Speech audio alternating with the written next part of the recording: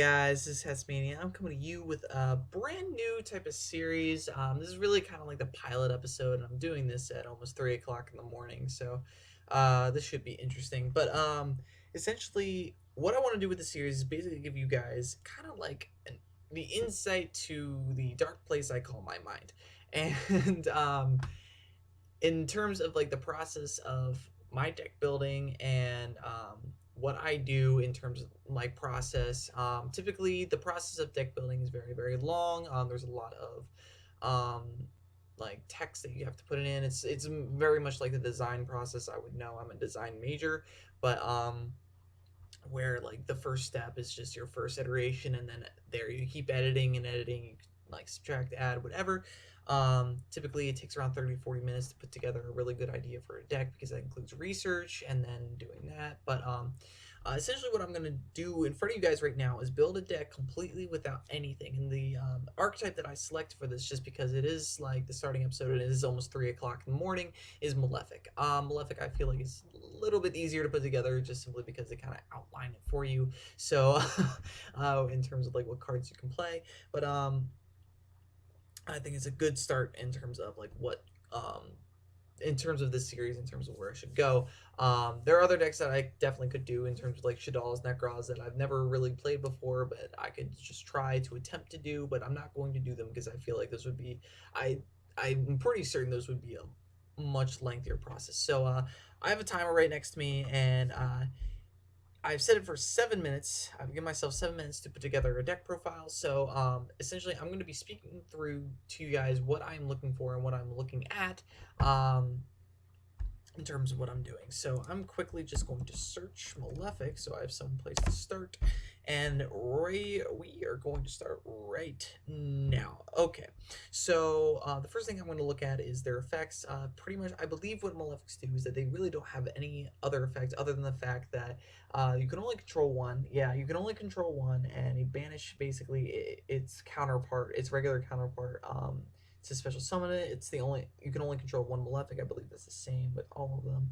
Yeah, and they get destroyed if there's no field spell in the card. So right away, I noticed that there are two level 10s, two level 8s, so that's pretty significant in that retrospect. So we're gonna go with Cyber End Dragon, Rainbow Dragon. I really don't want Rainbow Dragon to clog my deck, just simply because I wouldn't normally be able to summon him or use him. I think Trade In might be pretty useful in this deck, simply because you level 8s are a thing.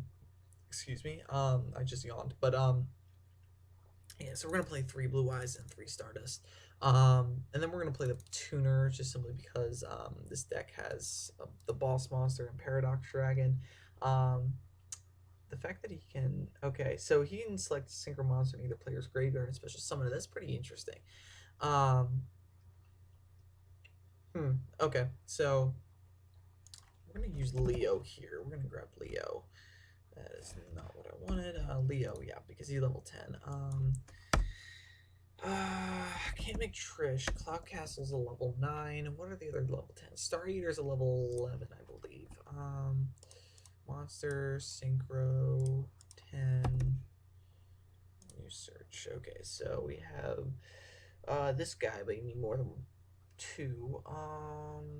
Oh, this guy. Okay, so Dragocytus. Can't be destroyed by battle unless card is resolved, so you can activate this.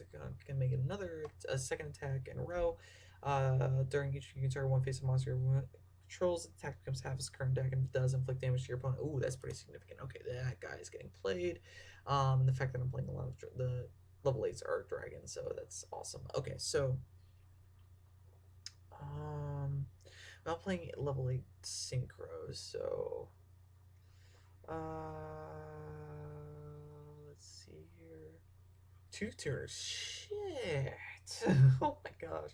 Okay, try to dragon. I need dragon type tuner. I don't have one. Failed tuner, no.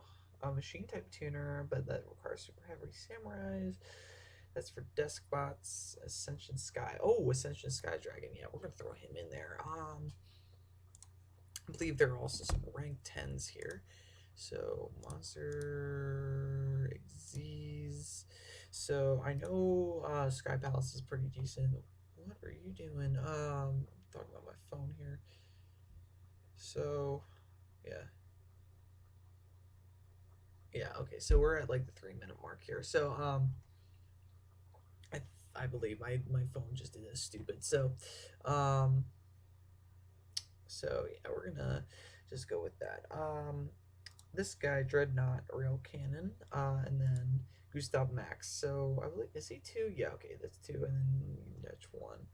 Um, target one face up monster and gonna set stone. Okay, so it is unaffected by other card effects except its own. So okay, yeah, I don't know if that's terribly significant. Blue eyes. Yeah, we're gonna need 3 blue eyes now that I see it, and because of that, we're gonna play trade in. As draw power as well as chicken game because it is a field spell. And then of course we're gonna play Malefic World here. That is not how you spell Malefic. I am sorry. Let's see here. And terraforming. Of course, I'm playing terraforming. I believe there's also a spell called Demise of the Land, which could be useful. Demise of the Land. Activate this card when your opponent special summons a monster. Select one field spell from your deck and activate it. Yes, we're gonna play one of those. Let's see here. We're also gonna need Mystical Space Typhoon because I feel like back row would just destroy this deck. And we're also gonna play Dimension. No, we're not gonna play D-Fissure. Why would we play D-Fissure? We're gonna play Burial, because this guy can special summon Synchro Monsters, and this banishes Synchro Monsters. Speaking of which, we're also going to be needing Stardust and Cyber Ends, which we have coincidentally just have enough room for. So now the extra deck is filled out. And then we are also going to need some other spells here. So let's look at some field spells, generic field spells. Let's see here. Mound of the Bound Creator is actually pretty significant. Actually, that's really good for this deck. If you guys don't know what this card does, I actually do know because I tried to build a God Hand deck before, which was like the hands mixed with the Egyptian gods.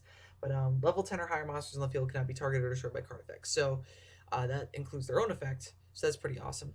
And the player who controlled the destroyed monster takes 1,000 damage if a level 10 or higher monster destroys stuff. So this is pretty awesome, especially with Cyber and Dragon. So that is amazing. And then it just increases the chances. I mean, getting to things. So I don't think I really need anything else, to be honest.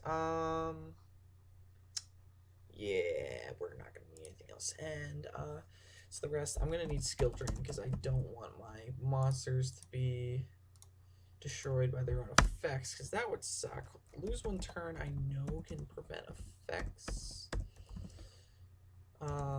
So why does English hate me?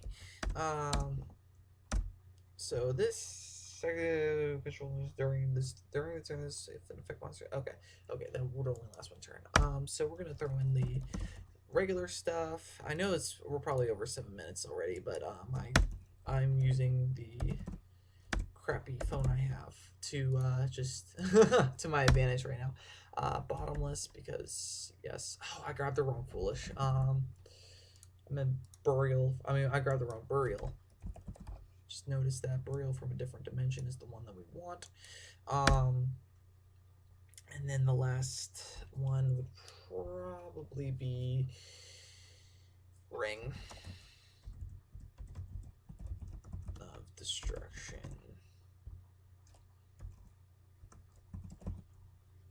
So yeah, okay, so that's pretty much it.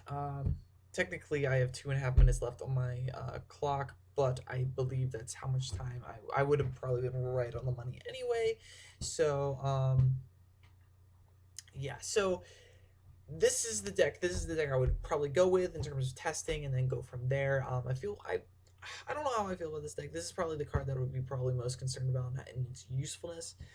simply because it's more of a searcher for the god cards rather than this deck because you don't run any divine monsters. Um, but I feel pretty, oh, excuse me, I'm pretty decent about this deck. So, in terms of like its potential right now. So, the next step would just be testing it. If I have time to test it, this will be the deck that I profile on Monday, so stay tuned for that. And as always, guys, well, not as always, but yeah, don't forget to like, comment, subscribe. This is really just a pilot for this series. If you guys like it, let me know below, please, because I would love to keep doing this more, really showing you guys my creative process. And yeah, don't forget to like, comment, and subscribe. And as always, guys, have a nice day.